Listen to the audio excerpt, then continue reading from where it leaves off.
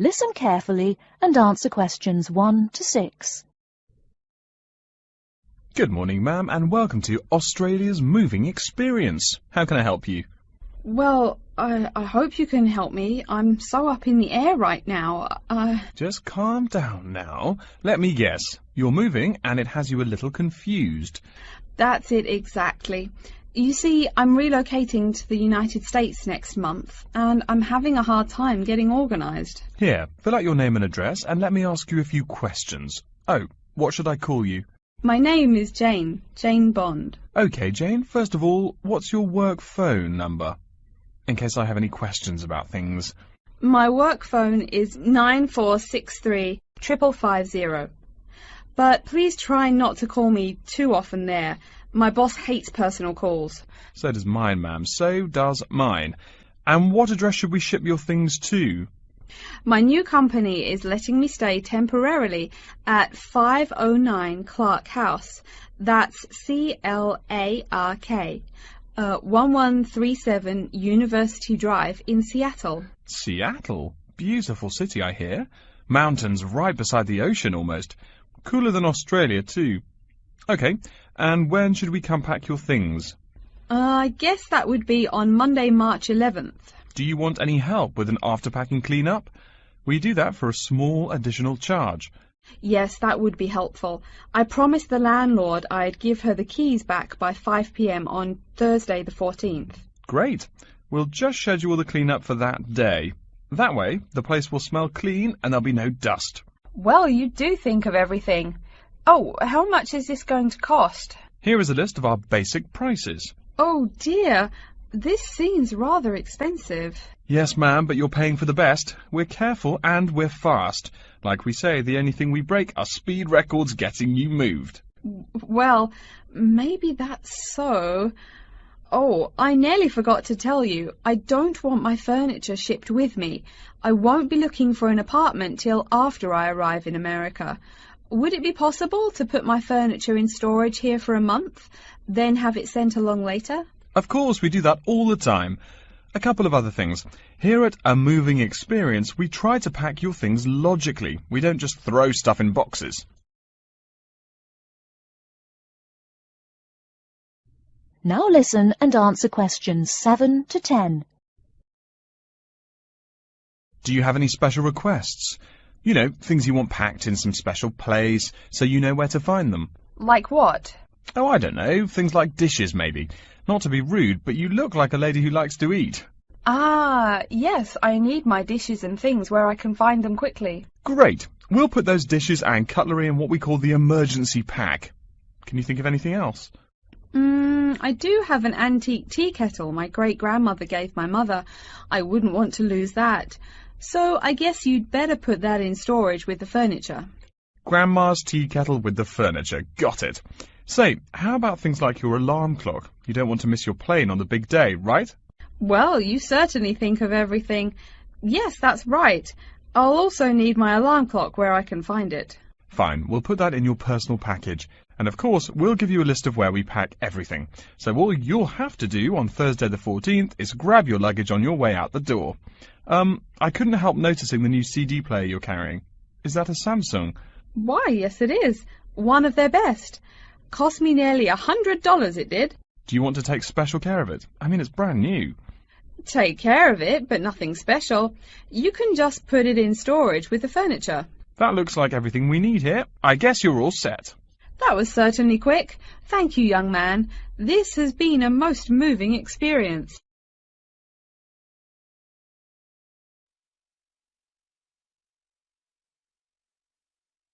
Now listen to the first part of the talk and answer questions 11 to 17. I'm very pleased to have this opportunity to tell you something about the Run Well charity and the work we do. I'll give a brief overview of what we do, and I hope you may be able to help, and then there'll be time for questions at the end. Runwell's founder, Mike Hughes, took up long-distance running in 1987, raising money by doing sponsored half marathons, and in 1992 established the charity as we know it today. By 1997, the runs were being filmed by local TV, and today they appear on national TV every year. All the funds collected by Runwell go to the hospital, with the idea that those fit enough to run use their energy to assist the provision of people who are unwell for whatever reason. Now, if you want to race, and I assume that's why many of you are here, let me explain a couple of the basics. Races are run by teams, so you need to form and register a team. What you wear to run in is up to you, and I know some teams come up with some pretty wacky ideas. We have a standard design for your numbers, which we ask you to reproduce. So you make them up according to that standard. We don't want to spend valuable funds on doing that ourselves. Now, the race is run as a kind of relay, so while you won't actually compete side by side, we do recommend that you train as a group. This helps to optimise performance and build team spirit. It will also give you a fair idea of how much you need to eat and drink over the race distance. This is clearly essential for an effective performance, so please make sure you come along to the race with sufficient food and drink. Again, we don't spend money on providing that, but you do need to keep yourself going for the 20-kilometre course. The course goes through the town, then out through Highfield Park, concluding in the main square, where the applauding spectators will be ready to greet you. There are many different prizes, including oldest runner, youngest runner, team with the most sponsorship, team with the best costume. That one's donated by Zoom Fashions. The Mayor will introduce the Minister for Health, who will hand over each prize to the winners, and then the hospital president will make a short speech.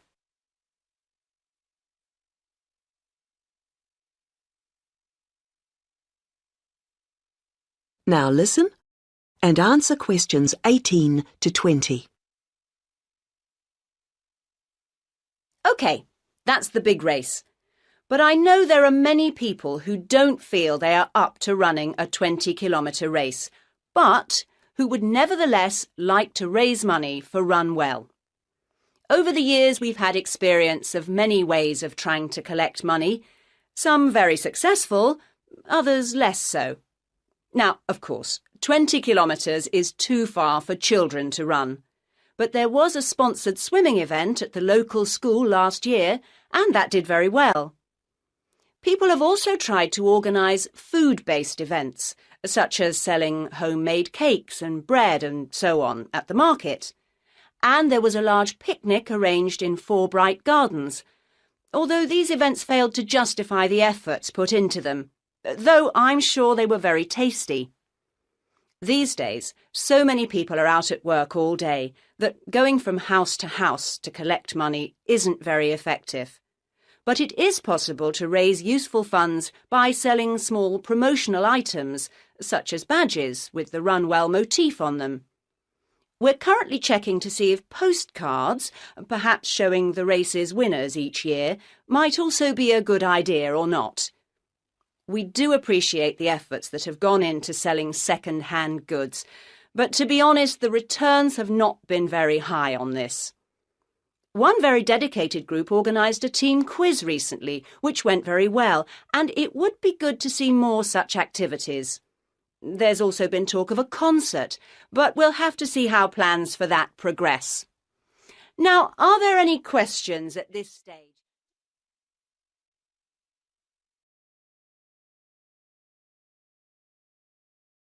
Now listen carefully and answer questions 21 to 26. Hello, are you Professor Van Diesen? Yes, I am. And who might you be? Oh, sorry, my name is Tina. I'm a freshman here. They told me I should ask you for advice in choosing courses. Well, that's part of what I'm here for. Please come in and sit down. Now, what are your questions? I almost don't know. Everything is so confusing. Like, what is a specialized course? Oh, easy. A specialized course is one that is compulsory, meaning it's a requirement for your major, and regular, so you can't place out by taking a proficiency exam. That sounds pretty strict. Then what are all these general courses? I seem to have to take so many. Nothing to be alarmed over. These are courses open to all students and not directly related to your major. The university offers these general courses to choose so that you can become more well-rounded individuals. For example, I see you're a microbiology major, so it might be a good idea to take some literature or history courses so that you can know something besides all science. You mean these courses are like for fun? That might be one way to look at it, but don't tell the literature professor such a thing. Think of a general course as the opposite of a specified course. A specified course is one that pertains directly to your major. So, can I take any microbiology course I want? Let's see. Oh, those courses used to be open to microbiology students only. The good thing is now it's open to students on a flexible schedule, so it's not only for full-time students. So the answer is yes, if you have the instructor's permission. May I ask you why you chose microbiology? Well, I also like plain old biology too. You know, full-size animals. I might even become a veterinarian. Could I take some biology classes? Well, they are open to full-time students only, which I believe is what you are. I don't know how a freshman would get along with microbiology, though. I mean, most of the students presently looking into it are from off-campus. Off-campus? Yes, you know, people who use it in their work at hospitals, laboratories, even a police detective. Why did you choose microbiology, if I may ask? I don't think you quite answered that. Well, eventually I want to be a doctor. At least my dad tells me so. If I may say so, young lady, you seem a little uncertain. Still, I think that might be a good idea for a career. Of course, if you're thinking about being either a doctor or a vet, you should take some medical science classes before you even think of applying to med school. Great! What should I take? There is one small problem. The new medical sciences building is under construction, so there are no experimental facilities available until next year. I'm afraid you'll have to wait, but don't forget to take those courses at the first opportunity. Oh, bummer. Is there any other course you'd recommend for someone like me? Well, since you seem to like animals, have you ever thought about looking into environmental science? No, I never really thought about it before. Is it worthwhile? Quite. In fact, it's the fastest growing subject on this campus.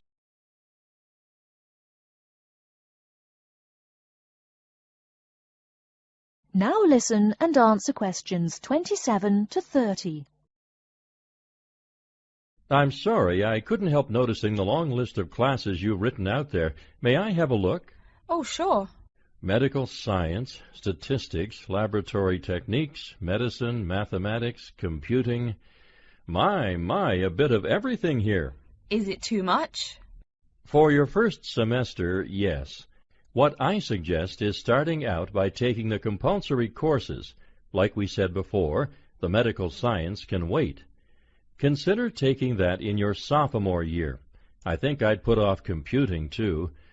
I recommend to all freshmen that I talk to get the compulsory mathematics out of the way as early as possible, so take that one. It'll be one less difficult course you have to focus on when the science lab opens next year, and you have to catch up on classes like laboratory techniques. Your major also requires statistics, so you have to balance 2 math classes, and no doubt you should take that. Otherwise, get your required medicine course out of the way by taking something theory-based.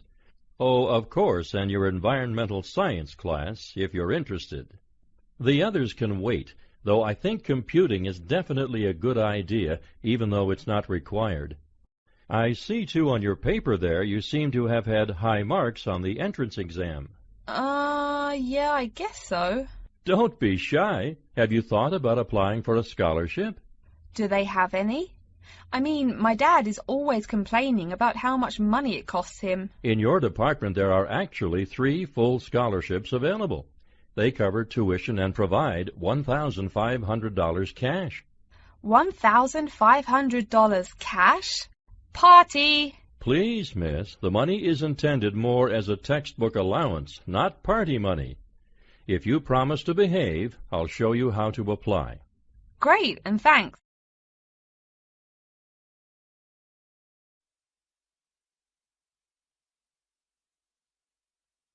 Now listen carefully and answer questions 31 to 40. Last week we looked at some general principles associated with marketing, and today I'd like to look at some of those points in a little more detail. So, what is marketing? Or put another way, what does the term marketing mean? Many people think of it simply as the process of selling and advertising, and this is hardly surprising when every day we are bombarded with television adverts, mail shots, and telephone sales. But selling and advertising are only 2 functions of marketing. In fact, marketing, more than any other business function, deals with customers. So perhaps the simplest definition is this one. Marketing is the delivery of customer value and satisfaction at a profit. In other words, finding customers, keeping those customers happy, and making money out of the process. The most basic concept underlying marketing is the concept of human needs. These include basic physical needs for things like food, as well as warmth and safety. And marketers don't invent these needs. They're a basic part of our human makeup. So, besides physical needs, there are also social needs, for instance, the need to belong and to be wanted. And in addition to social needs, we have the need for knowledge and self-expression, often referred to as individual needs.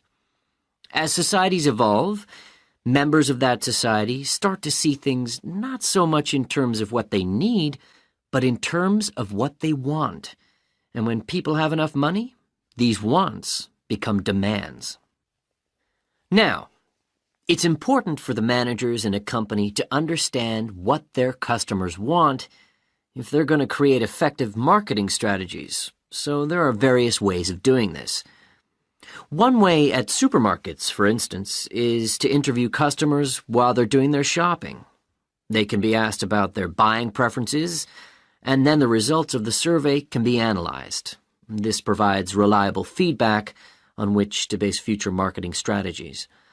It's also quite normal for top executives from department stores to spend a day or 2 each month visiting stores and mixing freely with the public, as if they were ordinary customers, to get an idea of customer behavior.